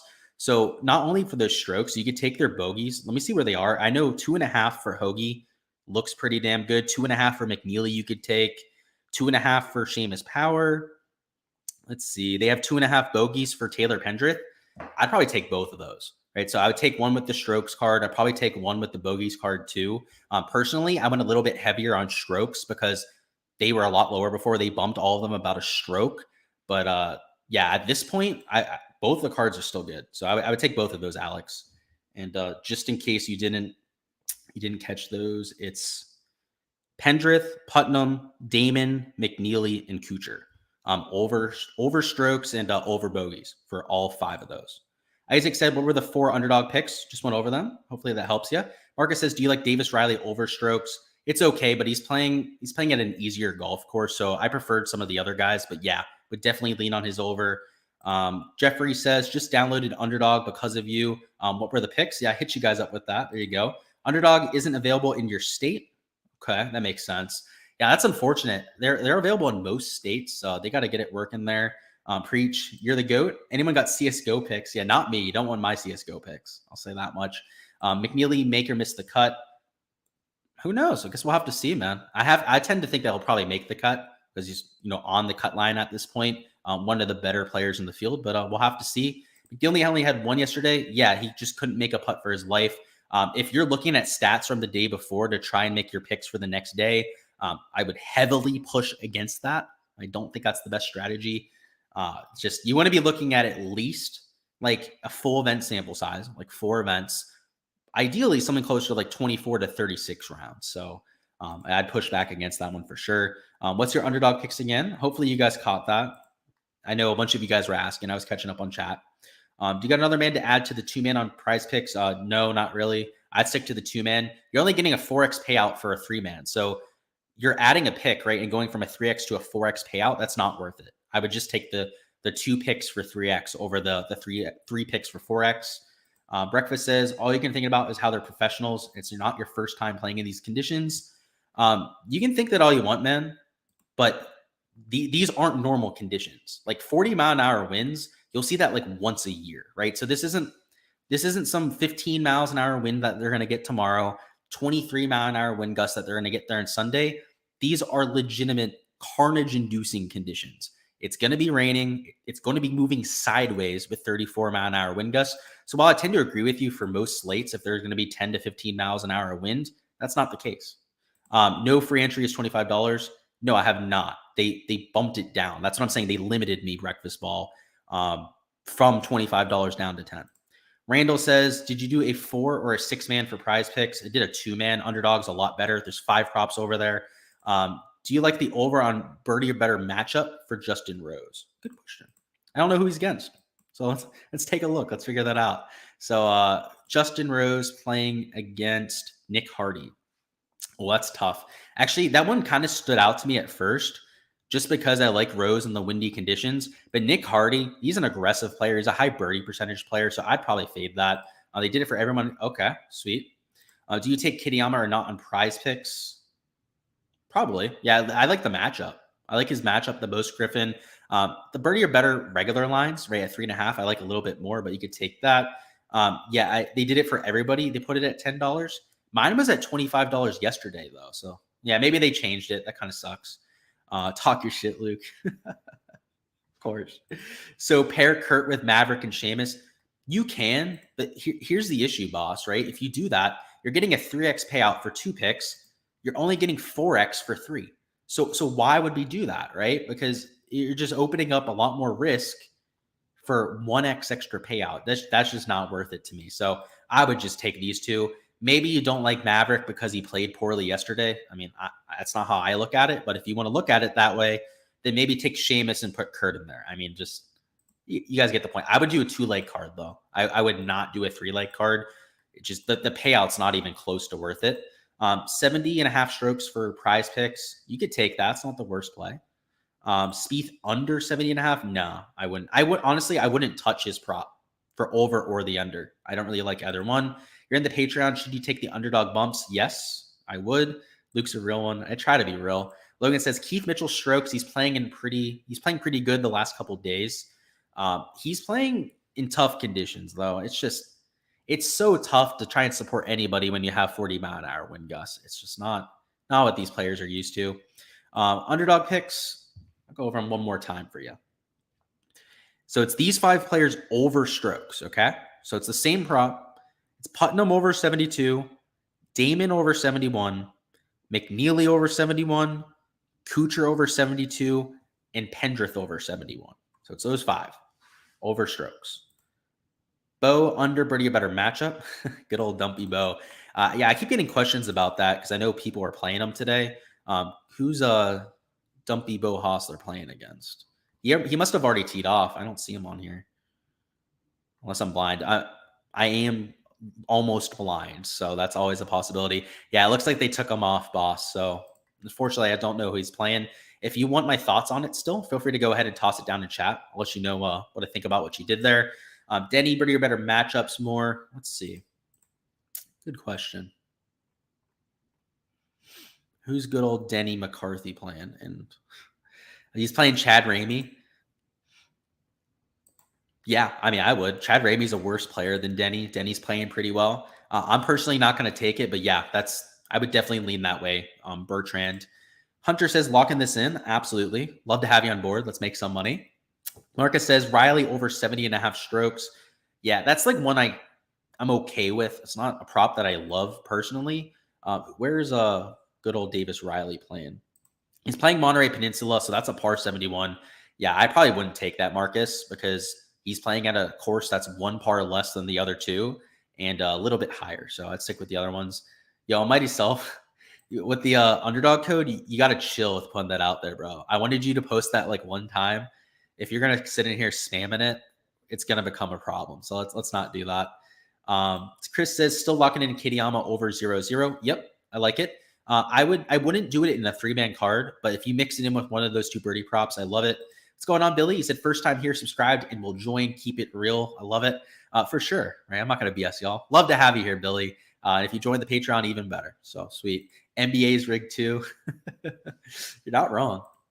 I honestly, like, there's too much for them not to gain to not do it. Like, and it's literally been proven it's rigged too, right, Shayna? Right? They have those freaking refs that all got caught by the FBI going out there and fixing matches. Yeah. People that say that sports aren't fixed are crazy to me. Pretty mind-blowing. Steve says, before you head out, just wanted to make sure you're going to add any more props on prize picks. I'm not. That's going to be it there. Randall says, are you doing a 4 or 6 man for prize picks? Only a 2. Willie says they are just going to drive everyone away. Yeah, if you're talking about prize picks and like their bumps and all that sort of thing, they are. Yeah, especially with how they're treating me, like just limiting me and shit like that. Like it's pretty scum. Logan says prize picks has Cooch at 74 now. Does the under make sense? It makes more sense than before, Logan, but I still wouldn't take it. It's going to be so hard out there. Any other birdie or better matchups you like? Nah.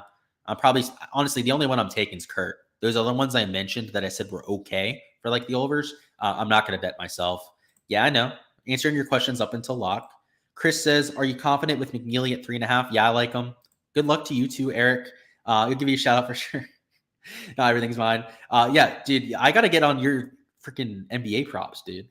They're, you've been smacking on those. I have to say that, Dinger. By the way, if you guys don't know, that's Dinger Bets in chat. He's the boy. You got to be following him over there. He's not plagiarizing picks. No, he's not. He's not. Jason, he's not. Trust me, he's not. I was just saying that because there is somebody that did that over the last week, and I publicly put them on blast for it. And I think it's somebody that Alex knows. so I don't know if he knows about that or not. That's why I was kind of like making a joke about it. He's not doing that, Jason. Trust me, he's not that kind of guy. I can tell you that straight up. Hood says, Underdog referral code. Yeah, y'all got to chill with those referral codes. If this is your last warning, if you guys post those referral codes again, you're getting timed out for 5 minutes. Like, come on. I just told you not to do it. They bumped on something. Yeah, what'd they change? Let's see. What did they change? Nothing that I can see so far. No birdie or better changed yet. Probably over there on Underdog, right? That's probably what you're talking about. Yeah, it's probably what you were talking about. My bad. J Full says round robin to few of the golf plays with some basketball. Love to see it. They removed McNeely from Underdog. Of course they did. They removed Pendrith. Of course they did. That's what they do. Hey, they're a little better than Prize Picks at least. Diana says, so the two right there are what you're playing. Of what's left on the board, I have a lot of stuff in that was already bumped strokes-wise, Diana. But of what's left on the board, yeah, those are what I'm playing. Pendrith teed off. Okay, makes sense. Mitchell over strokes. Yep, I'm there with you. He's at 72 on Underdog. Actually, he's at 71 on Underdog. He's at 72 on Prize Picks. So I'd stick to the Underdog side. Marquise says, do you like Seamus under birdie or better on Underdog? Let's see. On Underdog, so it's not a birdie or better match. Oh, you're saying under birdie or better. I thought you said matchup. My bad. That's my bad. Right? I'm trying to read things a little bit too fast here. Yeah, I do. He's at 4.5 birdies, Marquise. He's at 3.5 here on Prize Picks. And it's not like this 3.5 birdie mark is like a lock, right? I'm like, this is going to hit it 100% of the time. It's like a 65% hit rate, right? Kind of what you're looking for when it's coming to a PGA prop. But at 4.5, yeah, it's like a 70% under rate. So I love that. Yeah, Dinger is the GOAT. He's awesome. Refresh the board. Yeah, let's do that. Let's refresh it. You're right. Let's see what they moved. Let's see. So nothing yet strokes wise. I don't see anything that moved there. Did they move the birdie or better board? They did not. Okay. So yeah, it must be over there in Underdog. And everything seems the same. Yep. Looks like it to me. All right, boys. That's all I've got. We've already had lock. So already stayed around a little bit longer than I should have anyways. It's Saturday. I still got to get a lot of errands done and whatnot. So heading out to the grocery store, getting all that stupid shit that you have to do when you're an adult. So best of luck to everybody else out there. Luckily, we didn't break one of our like helmet cases today, like we did yesterday. Which, by the way, after the mirror broke, there was a mirror inside of that casing that I dropped yesterday. I thought we were fucked, right? They say if you break a mirror that you're going to have bad luck for like the next 3-4 weeks. Well, we nearly swept on them yesterday. So it looks like we were absolved of all of that bad luck. It looks like we weren't affected by it. I'm not superstitious to begin with, but definitely went through the back of my mind at the very least, particularly because I also have a black cat. So, between the black cat, the broken mirror, there was some bad juju going on, but it looks like we survived it. But best of luck, everybody out there with your props, with your slips, any DFS lineups that you decided to go with. We'll be going live for round 4 as well. So stay tuned for that. It'll be right around 9 a.m. Eastern tomorrow. If you haven't already liked the video, you haven't already subscribed to the channel, go ahead and do so before you hop on out of here so you don't miss any of the content in the future. Hopefully we can cash out again. Hopefully back up that Brinks truck to Prize Picks and rob them for some even more money. And get this weekend started off with a bang.